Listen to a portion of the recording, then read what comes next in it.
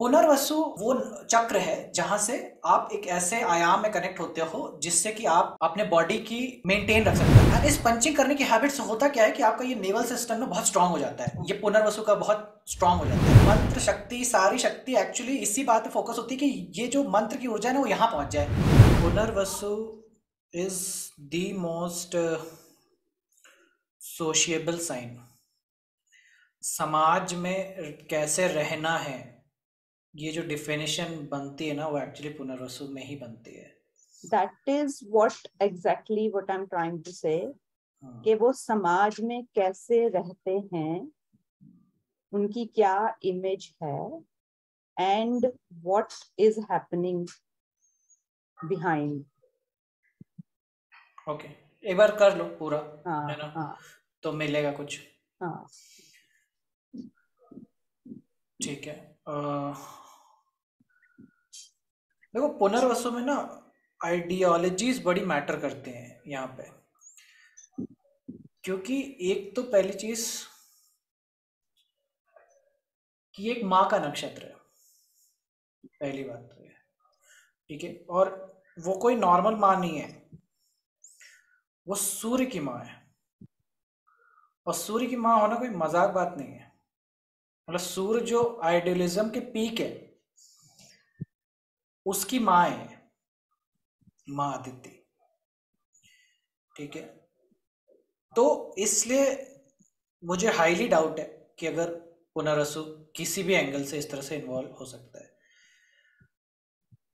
और होगा तो उसके दूसरे कारण होंगे, पुनर्वसु से वो चीज नहीं आ रही होगी, पहली चीज तो है। पुनर्वसु में रीजेनरेटिव शक्तियां हैं। और मैं यहाँ पे थोड़ा सा साइडवेज जाना चाहूंगा और मैं योग में आना चाहूंगा। योग में एक चक्र होता है,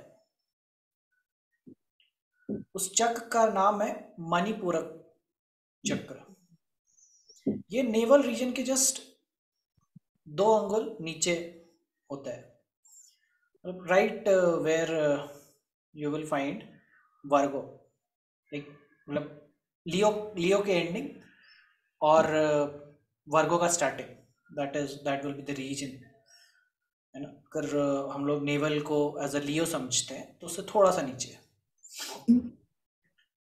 और मणिपूरक चक्र की खासियत है कि it's the maintenance centre of whole body. मतलब आपके शरीर की सारी नाड़ियां जो है ना वो यहाँ पे आती ही आती हैं, और यहाँ से फिर वो वापस डिवाइड होती हैं।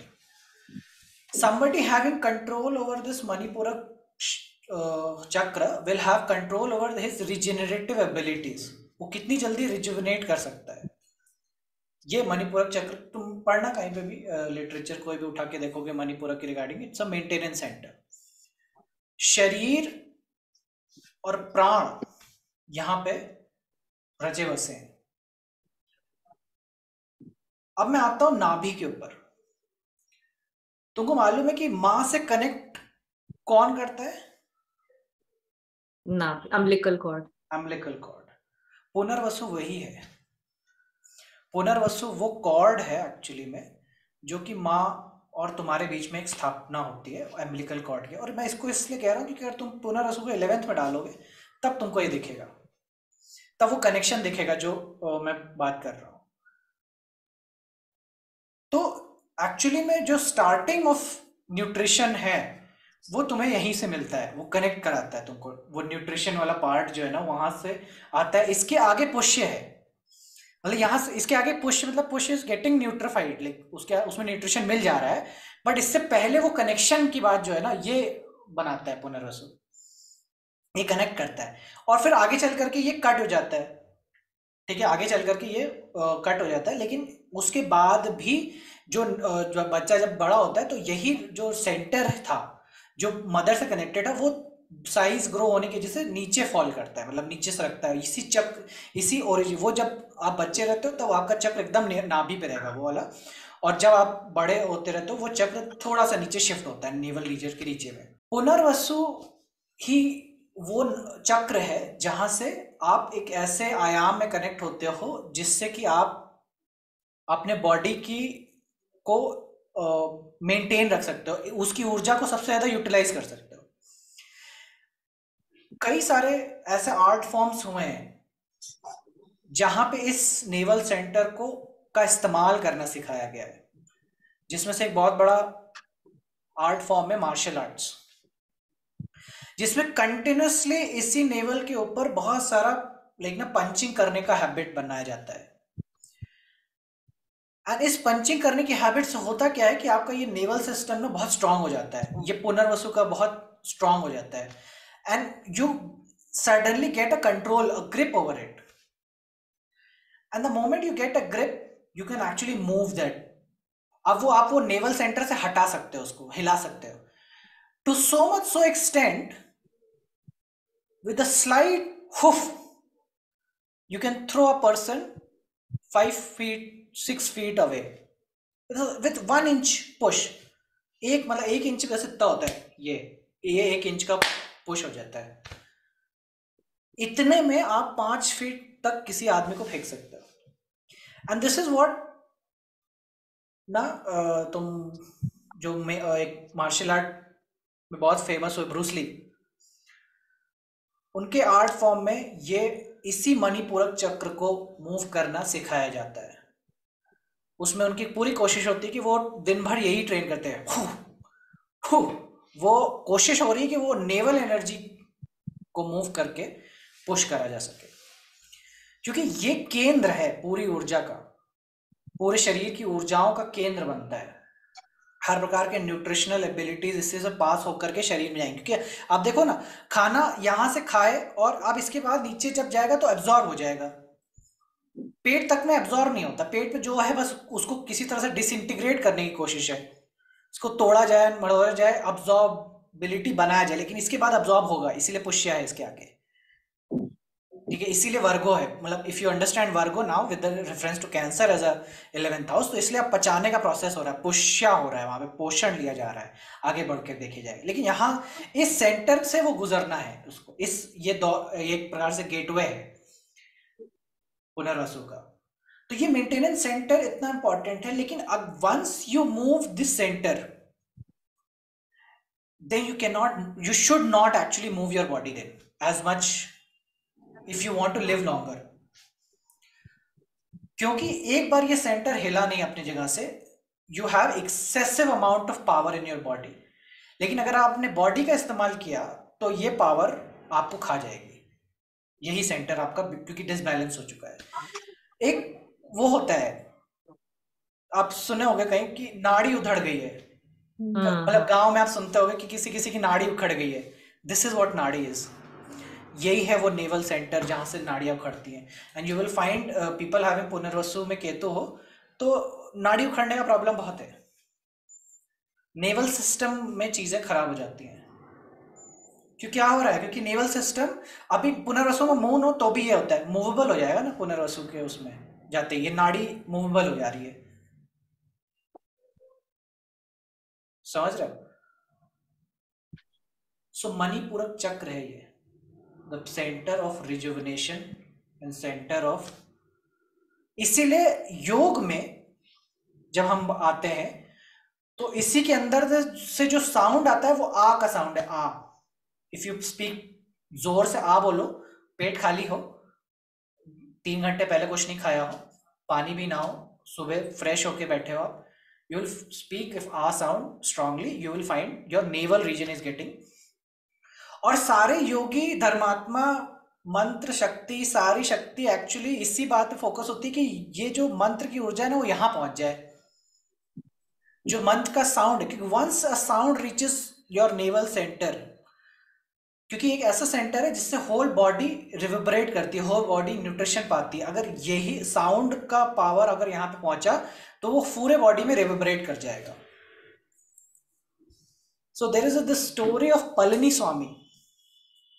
Palani Swami is a Velliangiri hills mountains में वो रहते थे, and he used to like ना sit in a long duration तक वो पोस्चर में रहते थे। सो ज्यादा, और उनके जहाँ वो रहते तो उसके पास में कोई मंदिर अंदर भी था, तो पुजारियों को थोड़ी दिक्कत होने लग गई। पुजारियों का कि ज्यादा ज्यादा लोग जो आ रहे हैं ना मंदिर में, वो अब हमारे तरफ कम आते हैं और इसके पलनी स्वामी के उधर ज्यादा जाते हैं। तो दीज प्रीस्ट को कोई मुद्दा चाहिए था कि किसी तरह से इसको यहाँ से भगाया जाए।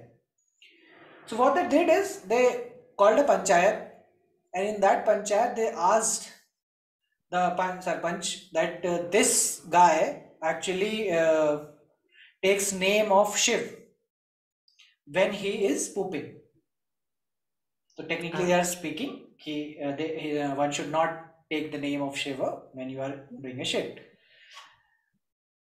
सो इस बात से उनको प्रॉब्लम थी। पलनी स्वामी केम देर बिकॉज उनको कोई फर्क नहीं था, वो आप जहाँ बुलाओ वहाँ पहुँच गए। वो जब पहुँचे तो उन्होंने वो वहाँ बैठे रहे और ये सारी चर्चाएं हो रही थी। There was arguments from like the supporters of Palani Swami, and he kept setting with his mouth shut, eyes shut, and everybody over there experienced something that was beyond their understanding. Is that the sound, he was sitting silently and his whole body was reverberating the sound of Shambho. His whole body was reverberating. After then these guys knew this is not a person to like na isko छेड़ने का कोशिश मत करो. He can be very like na, he's very above all this state. Without even speaking or opening the mouth, his whole body was reverberating the sound of Shambho. So they left him. Eventually, Palli Sobi also left that place, went another place. But that's what happens actually when you do a mantra or yantra that start to sit in your Manipuram. इसीलिए जो मंत्र की शक्ति है, आप समझिए कि Gemini में है, लेकिन वो उसका इफेक्ट जो आता है वो नाभि से शुरू होगा। Same story. अच्छा, मैं ये भी सोचता हूँ कभी कभार, क्योंकि मैं हमेशा स्पेक्टिकल रहता हूँ हर कोई भी चीज़ ऐसी जो बताई जाती है, मैं ये इसलिए हमेशा ये बोलता हूँ, देखो मानना तभी जब खुद का हो जाए तभी, ये सब बातें ही समझ करके छोड़ देना। But I heard a similar story from a normal सरकारी guy who used to work in some PWD office, और उसको किसी ने बोला कि भाई बहुत टाइम खराब आने वाला है, तुम्हारी 7:30 शुरू होने वाली है। तो बोले कि 7:30 शुरू हो रहे हैं, क्या करा जाए क्या? बोले कि एक काम करो, तुम गायत्री मंत्र का जप चालू कर दो। तो बोले अच्छा गायत्री। अब वो सीधा साधा आदमी, और काम भी ऐसा था कि बहुत बहुत बहुत पर्टिकुलर अपने काम को लेकर के। तो उसको बता दिया कि भाई यहाँ से दीक्षा ले ले और गायत्री मंत्र का जप करना चालू कर दे। And the same this thing happened with him, that he started doing that japa very rigorously, and for when he about to complete 10 lakhs japa or something like that, jab gayatri ka, one day in the morning he woke up and he saw nothing except his navel, and in that navel he was finding the sound of Om Bhurbhuva Swaha reverberating. And that is when his life changes and he become a sannyasi and a sadhu later, which he was telling as a story. But at that time that was the initial point. तब मेरे को समझ में आया कि actually ये जो center है ना पुनर्वसु का, Punarvasu is the mantra, is the whole concept behind the mantra. Repetition, so much so that it reaches your navel. But the only condition with this is your stomach should be empty. Most of the people who do the mantra like na forget this, that your stomach should be empty, फिर वो मंत्र जाता ही नहीं, naval पे पहुंचा ही नहीं, तो काम ही नहीं बना। इसीलिए जुपिटर तुम देखो कि यहीं पे वो है रिजेनरेट, मतलब आप समझो कि Jupiter is just over here, Punarvasu के हिस्से में ही है, जो रिजेनरेट करने में हेल्प करता है। हाँ, जो आप ये बात कह रहे हो ना कि रिजुविनेशन यही होती है, दैट इज सो ट्रू। क्योंकि एक स्टेट्स के डॉक्टर हैं, doctor Grundy, I don't know if you guys know him, but he focuses on that कि आपके स्टमक को आपको इतने मिनिमम 16 आवर्स के लिए you should keep it empty, because आपके स्टमक में ऐसे सेल्स हैं जो कि रिपेयर का काम तभी करते हैं जब आपका स्टमक उतनी देर के लिए खाली रहता है. Correct, and that intermittent fasting Nobel prize winner. हाँ हाँ, तो उसका जरूरत नहीं है ना सुरुचि जी, लेकिन आपने को तो मालूम था, बहुत सदियों से मालूम है. हाँ, नहीं नहीं, आई एम जस्ट, मैंने तो अभी हाँ, आप रिसेंटली करेक्ट उसको करेक्ट. एक्सप्लोर किया है, सो आई थॉट कि मतलब आई विल मेंशन दैट. हाँ, एड ऑन है, that's a good thing. But that's what I am trying to explain कि योग ना इससे बहुत परे है. ये लोग तो अभी बहुत पीछे हैं, बहुत पीछे. अभी ये लोग नेवल ओवल के चक्र पे पहुंचे नहीं है. ये जब पहुंचेंगे तब तक बहुत लेट हो चुका होगा. तब तक हम और शायद आप जिंदा ना बचे. इसलिए अभी मौका है. अभी सीख लो, समझ लो और योग में आ जाओ. मैं तो इन लोग से 1-1.5 साल हो गया कहते हुए. ये इन लोग का लेकिन भाग्य अभी जाग नहीं रहा है, तो कोई And you बात know नहीं. what? Since I started studying Punarvasu, for some reason I have been able to do intermittent fasting. मतलब मुझे दिक्कत भी नहीं हुई है अपनी विंडो स्मॉल करने में. And I am enjoying it actually. But Utkarsh, exactly 16 घंटे की तो नहीं, बट एवरी डे मेरी मतलब 13-14 आवर्स की फास्टिंग होती ही है. मतलब मैं डिनर कर लेती हूँ 6:30-7 बजे, और अगले दिन तो 9:30-9 बजे के पहले कुछ भी नहीं खाती. मैं जिम भी जाती हूँ तो बिना कुछ खाए पिए. This is my normal life style. अरे आप जिम जाते हो? हाँ, मैं जाती हूँ सुबह. तो मतलब जैसे जिम में भी लोग आते हैं ना, कुछ खा के आते हैं और वो बोलते हैं कि स्नैक्स खा के आओ, बट समहाउ मेरे से कुछ भी नहीं खाया जाता, तो मैं ऐसे ही जाती हूँ हमेशा. सही है. बट ये बात इंटरमिटेंट फास्टिंग से और ऊपर की है. मतलब वो हाँ एक स्तर है, मतलब उसको समझने हाँ. का एक स्तर है. बट ये बात उससे ऊपर की है. ये बात मैं तो शरीर के लेवल पे बात ही नहीं कर रहा हूँ, क्योंकि शरीर का सुख तो मतलब आप समझ जाओगे. वैसे ही आप कम खाना खाओ तो वैसे ही आपको अच्छा लगेगा. But the whole process is, I wanted to make emphasis on the mantra part.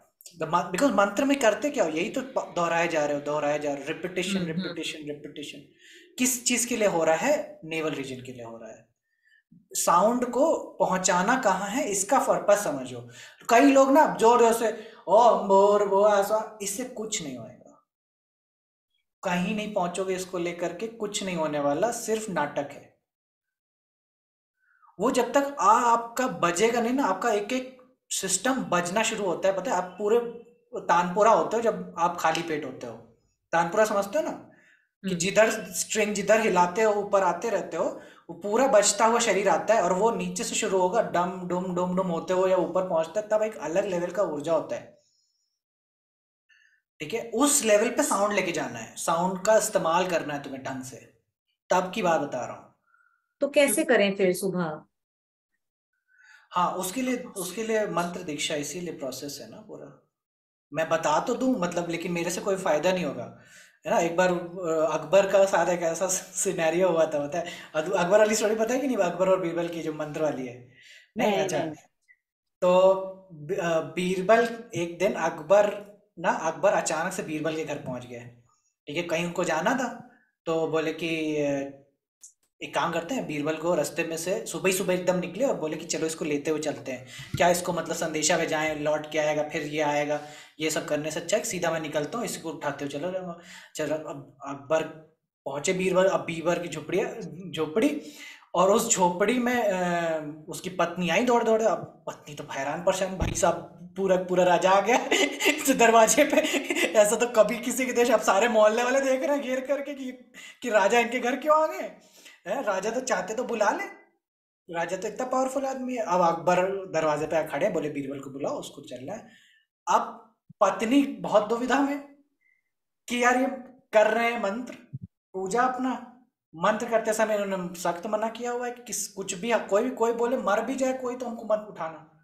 ऐसा उनका बीरबल का था ये स्टेटमेंट. अब पत्नी जी फंसे. अब पत्नी जी बार बार जाए, देखे कि कितना मिनट हो गया, 15 मिनट बीत गए, अभी आधा घंटा और बचा है, इतनी देर में तो वो हो जाएगा. तो उन्होंने बहुत ढांढस बांध के सोचा कि बोले कि चलो, क्योंकि यहाँ पे Raja is somebody who has not come informed. ठीक है, तो शी कैन से ना कि भैया रुको, अभी आप इरेगुलर टाइम पे आए हो. तो वो राजा के बोलते कि महाराज आप 15 मिनट वेट कर लीजिए. बीरबल मंत्र कर रहे हैं, और मंत्र करने के पश्चात वो ही किसी से भी मिलते हैं और बोलते हैं, और उन्होंने सख्त मना किया। अकबर वॉज अंडरस्टैंडिंग की बोले ठीक है हम बैठते हैं, हम इंतजार करेंगे। और राजा बैठा हुआ है और सारी सारे मोहल्ले वाले देख रहे हैं उसको। अब Birbal came to and he came to know कि अच्छा अकबर बैठे हुए, ठीक है। तो बाहर आके बोले अरे अरे आप सर महाराज मुझे बुला लिए, तो क्यों आप आए ये वो। लेकिन अकबर 15 मिनट तक वो सोचता रहा कि ये एक्चुअली कर क्या रहा है, क्योंकि उसकी बुद्धि बहुत तेज थी। तो उसे लगे कि यार ये कुछ तो करता है, ये तो मेरे को भी मालूम है, लेकिन आज पता चला कि कोई कुछ जप रहा है, कुछ मंत्र मंत्र जपता है। और अकबर को इंटरेस्ट भी बहुत था इंडियन सोसाइटी के उसके सारी चीजों में, ठीक है। तो उसने बोला कि काम करो अकबर, ये बीरबल बोले कि तुम्हें बुद्धि होती है, ये मंत्र मुझे भी सिखाओ, मैं भी सीखूंगा। तो अकबर ने कहा, अरे बीरबल ने कहा कि महाराज ये मंत्र मैं आपको सिखा नहीं सकता। अब अकबर को लगे कि ये देखो कितना चालू बंदा है ना, अपना मंत्र पढ़ पढ़ के बुद्धि बनाया हुआ है, और मैं बोल रहा हूं तो मेरे को मंत्र नहीं दे रहा, ठीक है। तो अकबर को तो क्रोध उस टाइम बहुत आया, लेकिन वो कुछ वहां बोले नहीं बीच समाज में कि क्या बोले। और बीरबल भी दुविधा में कि क्या मैं क्या बताऊं। तो अकबर ने बोला कि बेटा तुम चलो, तुमको दरबार में बताते हैं। तो वो दरबार में उसको अकबर लेकर गया है, और बीरबल को बोले कि बीरबल तुम्हें आदेश है कि तुम जो भी मंत्र जानते हो वो तुरंत बता दो, ठीक है, और उसके मुझे बता दो। तो बीरबल बोले कि महाराज जापना मैं मंत्र बता दूं, लेकिन मेरे बताने से मंत्र का कोई असर आपको नहीं होगा। तो बोले कि ऐसा कैसे नहीं होगा, होगा क्यों नहीं होएगा। तो बोले कि नहीं महाराज कोई फायदा नहीं है उस मंत्र को जान करके भी, आप कुछ नहीं उससे फर्क पड़ता है, वो सिर्फ जब तक आप दीक्षा न लेंगे तब तक आप उस मंत्र का कोई भी यूटिलाइजेशन नहीं कर पाएंगे। तो बोले कि सैनिकों इसको पकड़ लो। अब बीरबल को लगे, तो जैसे ही उसका सेनापति था ना आया और पकड़ने जा रहा था, उसने बोला एक मिनट रुक जाओ, एक मेरी आखिरी बात सुन लो। तो महाराज के पास जाते बोलता है, महाराज मेरी आपसे फिर से निवेदन विनती है, ये आप समझिए कि मेरे आपको मंत्र बता देने से मंत्र का कोई लाभ नहीं होगा, जब तक कोई गुरु से आप वहां से दीक्षा नहीं लेंगे उससे आपको लाभ नहीं होगा। तो बोले कि ऐसे कैसे नहीं होगा। अब बीरबल कैसे समझाए, तो बीरबल ने कहा सेनापति अकबर को बंदी बना लो। सेनापति देख रहा है कि क्या बोल रहा है ये, पागल हो गया क्या कि मैं अकबर को बंदी बना। अब अकबर को लगा कि यार ये बीरबल का इतना औकात हो गया कि अभी मेरे सेनापति को बोल रहा है कि मेरे को बंदी बना लो। तो अकबर बोलता है कि अच्छा सेनापति इसको बंदी बनाओ। अब जैसे ही सेनापति ने बीरबल को बंदी बनाया, बीरबल हंसने लग गए, जोर जोर से हंसने लग गए। तो अकबर क्योंकि जानता तो था कि ये बीरबल है बहुत शातिर, ये तो कुछ तो ड्रामेबाजी कर रहा है, तो उसको जाते जाते बोलते तुम हंसे क्यों। बोले कि मैं महाराज यही तो समझाना चाह रहा था कि राजा अगर आप है तो आपके कहने से वो सेनापति ने काम किया, और मेरे कहने से सेनापति ने बिल्कुल काम नहीं किया। यही मैं समझाना चाह रहा हूं आपको तब से कि मंत्र गुरु का है, उसके कहने से वो काम करेगा और मेरे कहने से काम नहीं करेगा, ठीक है। तो this is the story about diksha. तब वो अकबर हंसे, हाँ ठीक ठीक समझ गया, मैं समझ गया। फिर बोले कि जाने दो। That's the story behind Akbar and Birbal. तो हमारे गुरु तो आप ही हो। बट मैं दीक्षा देने वाला गुरु नहीं हुआ हूँ अभी। अच्छा, मेरे को कोई भी मंत्र का सिद्धि नहीं है ना, मंत्र का जिसका सिद्धि होगा उस वही दे सकता है। ओके, तो आप जल्दी सिद्धि पाओ तभी हमारा कल्याण होगा। Hope so. मतलब हमारे सारे मंत्र वेस्ट हो रहे हैं, हम सुबह उठ के चाहे गायत्री मंत्र करें चाहे ओम नमः शिवाय करें। करेक्ट है, मतलब ये बात तो सत्य है। कुछ देखो कीलित मंत्र होते हैं, ओम नमः शिवाय कीलित नहीं है, मतलब आप कर सकते हो, लेकिन गायत्री कीलित है।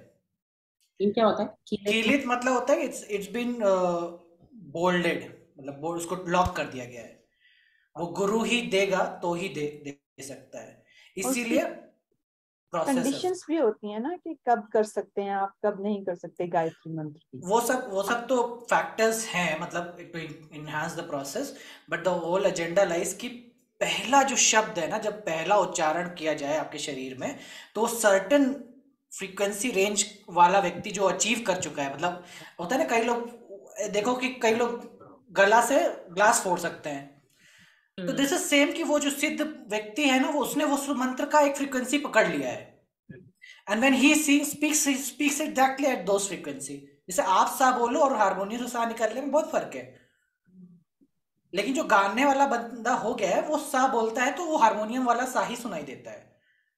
That's the Siddhi, that's the सिद्धि का फर्क. हम जब गायत्री पढ़ेंगे तो हम ऐसे ही जैसे कि एक नौसिखिया व्यक्ति हारमोनियम बजाए वैसा करेंगे, और जब कोई गुरु करता है तो वो सर्टेन फ्रीक्वेंसी मैच करा के करता है, और एक बार वो स्टार्टिंग में आपने उसको पकड़ लिया, you are now good to go continuing this mantra. तो इसीलिए मेरे को सिर्फ ओम का आता है, क्योंकि मैंने उसी में दीक्षा ली, तो ओम का ही मेरे को आता है. वही मैं अगर चाहूँ कभी तो सिखाऊंगा, लेकिन अभी मेरे को वो भी सिद्ध हुआ नहीं है, तो फिर मैं क्या ही बताऊँ.